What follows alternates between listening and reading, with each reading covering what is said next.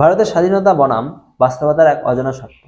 ভারতবর্ষ প্রায় বলা হয় যে মহাত্মা গান্ধী না থাকলে ভারত স্বাধীন হতো না, কিন্তু অনেক রাজনৈতিক বিশ্লেষক ও জাতীয়তাবাদী চিন্তাবিদ মনে করেন ভগৎ সিং, সুখদেব, রাজগুরু, চন্দ্রশেখর আজাদ, সুভাষচন্দ্র বসু, মঙ্গল পাণ্ডে কিংবা ক্ষুদিরাম বসুর মতো বিপ্লবীদের আত্মত্যাগ ছাড়া ভারত স্বাধীনতা অসম্ভব ছিল। অনেকে এই জাতীয়তাবাদী দৃষ্টিভঙ্গিকে বিশেষ করে রাজনৈতিক মতাদর্শের সাথে গুলিয়ে ফেলেন, কিন্তু ইতিহাসের পাতায় এমন কিছু তথ্য রয়েছে যা কোনো নির্দিষ্ট দলের নয়, বরং সরাসরি ব্রিটিশ নথির অংশ। 1956 সালের সেই ঐতিহাসিক কথোপকথন।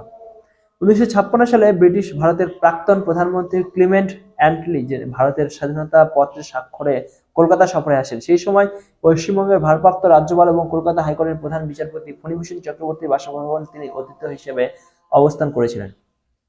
কথোপকথনের এক পর্যায়ে ফণীভূষণ চক্রবর্তী অ্যাটলিকে একটি সরাসরি প্রশ্ন করেন, ব্রিটিশরা কেন ভারত ছেড়ে চলে যাওয়ার সিদ্ধান্ত নিয়েছিল। এরপরে ক্লিমেন্ট অ্যাটলির স্বীকারোক্তি, সেটা আমি এই ভিডিওতে বলছি। অ্যাটলি এই প্রশ্নের উত্তরে দুটি অত্যন্ত গুরুত্বপূর্ণ সত্য প্রকাশ করেন। এক, সুভাষচন্দ্র বসুর অবদান। অ্যাটলি স্পষ্ট জানান যে ভারতের স্বাধীনতা দেওয়ার প্রধান কারণ হলো নেতাজি সুভাষচন্দ্র বসু তার আজাদ হিন্দ ফৌজ কার্যক্রম।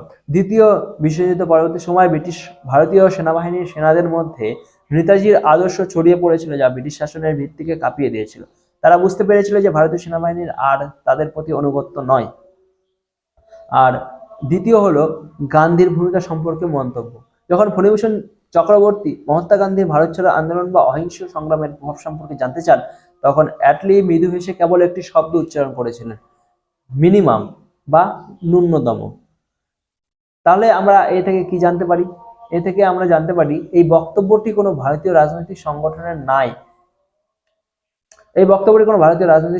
নাই, বরং স্বয়ং ব্রিটিশ প্রধানমন্ত্রী, যিনি ভারতের স্বাধীনতা নথিতে সই করেছিলেন। এটি আমাদের নতুন করে ভাবতে শেখায় যে স্বাধীনতার সূর্যোদয়ে কার রক্ত এবং ত্যাগের তেজ সবচেয়ে বেশি ছিল। আজ সময় হয়েছে ইতিহাসে সেই তথ্যগুলি নতুন প্রজন্মের কাছে তুলে ধরার এবং প্রকৃত বিপ্লবীদের যোগ্য সম্মান দেওয়ার।